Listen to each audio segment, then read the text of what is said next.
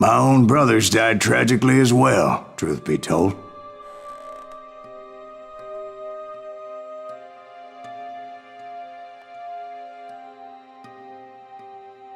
It was 1868, and me and my older brothers were pulling a tidy profit running cattle into Juarez, Mexico. One night after my brothers retired for the evening, I found a little poker game in a cantina with a couple of cowboys. And I just couldn't lose. I even won an old Spanish coin that had to be 100 years old. Well, I was mighty pleased with myself the next morning as my brothers and I rode for Texas. But before we crossed the border, those cowboys caught up with us. It was Johnny Ringo, Roscoe Bob Bryant, and another asshole named Jim.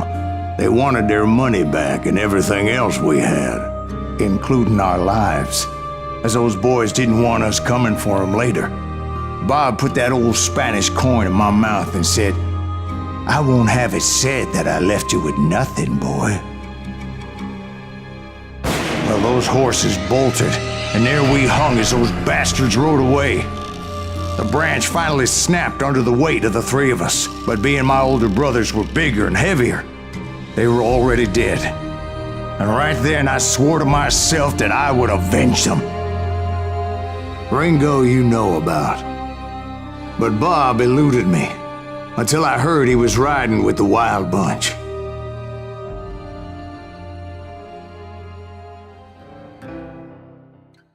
I'd been on their trail for months, ever since they left their hideout in the Bighorn Mountains. Led by Butch Cassidy, they were a loose association of outlaws who robbed banks and trains from Colorado to Montana. Among them was the Sundance Kid, and that murderous hombre I was tracking, Roscoe Bob Bryant. Were you a part of that giant Pinkerton posse after the Wild Bunch? No, boy. A circus like that would have slowed me down. Besides, I wanted Bryant all to myself. I'd heard about a large shipment of gold being transported to Wilcox, Wyoming on the Overland Flyer. They blew the bridge with the intention of forcing the train to stop.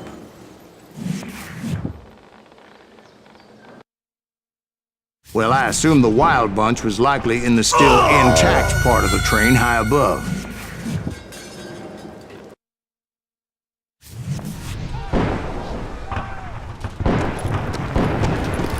So I had no choice but to make my way up through the passenger cars dangling down.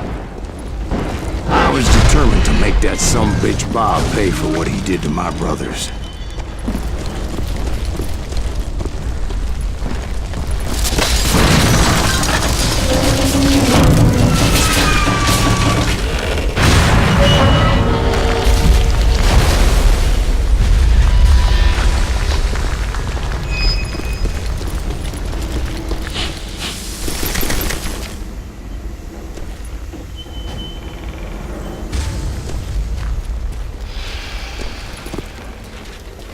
My ears are still ringing.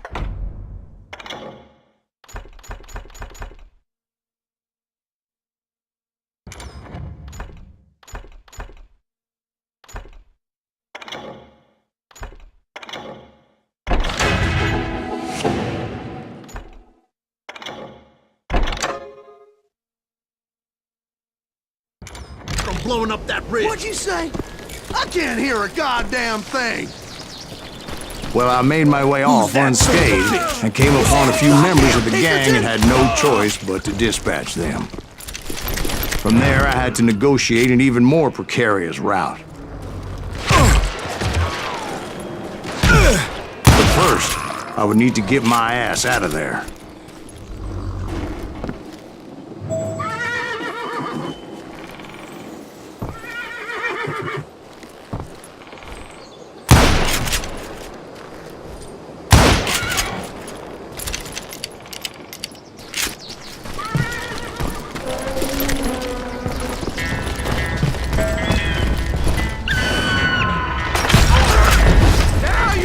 Jumped from the frying pan into the fire as the train was clearly fixing to fall. I had found the gang, but in order to find old Bob, I needed to fight my way forward past a whole passel of desperados. Outside, inside, anywhere I could, I made my way towards my prey.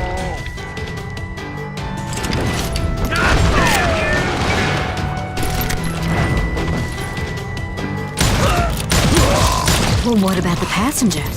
It was mostly a freight train, as I recall. There were no passengers aboard that day.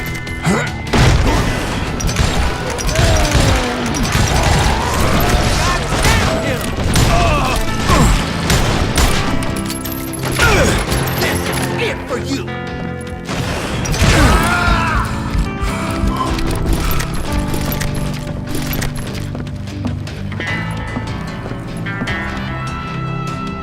As I mentioned before, I am not fond of heights. But I was too busy dodging bullets to worry about falling to my death. Odds were I was likely to die that day anyway. So I was determined to take down as many of those bastards as I could. That's right! Run!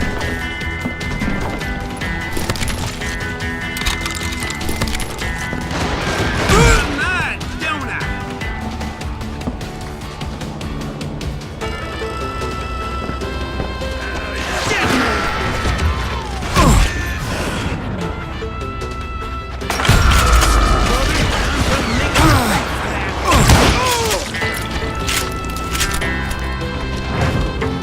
Times it was like shooting ducks in a shooting gallery. The only difference is these damn ducks shot back.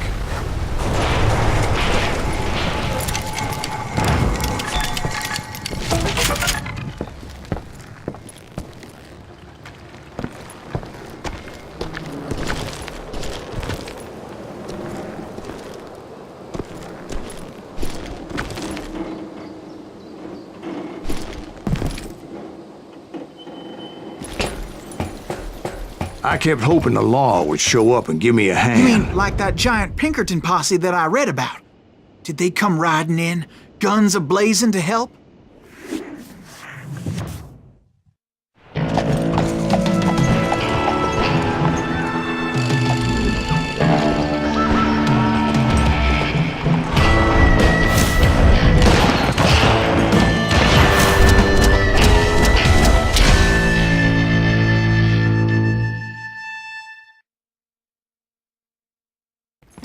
Help? From the Pinkertons? No, son. I had to fight the wild bunch all by my lonesome, as usual. Who the hell is that? He's out of here! Mine! Good job! Retreat!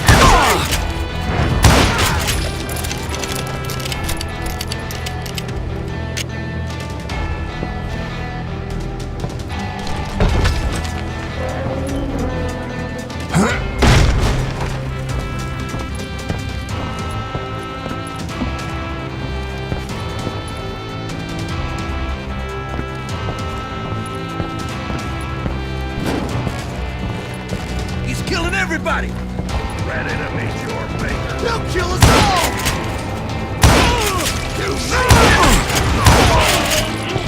Death is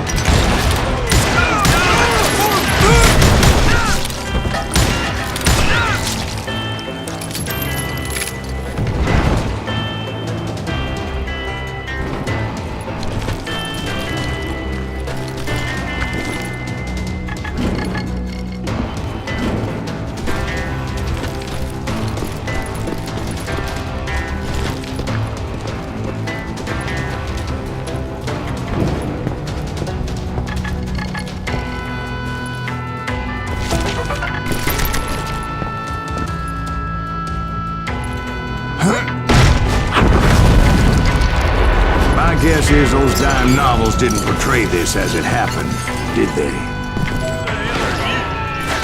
Only a few stragglers were left. I had to cut them down pronto if I was gonna stay on old Bob's trail.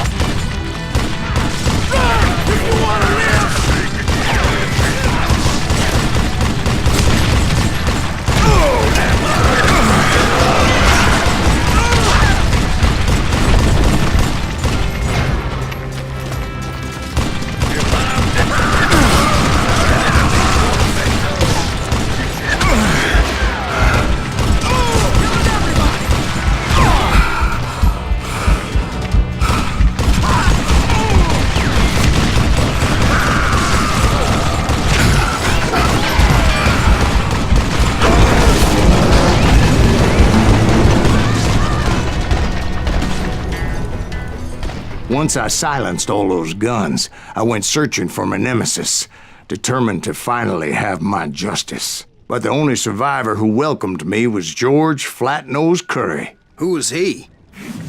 The fastest gun in the gang. Right after Sundance, I mean. And Kid Curry, and maybe Elsie Lay. Though some folks might dispute that.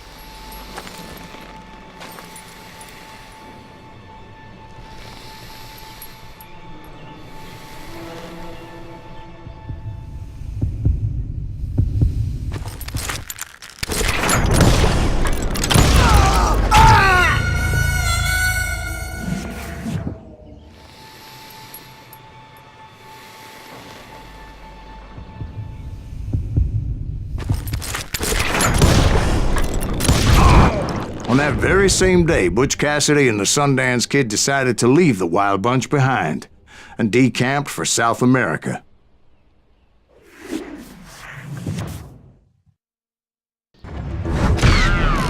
They ended up living down there for many years, but I'm sure you already know all about that.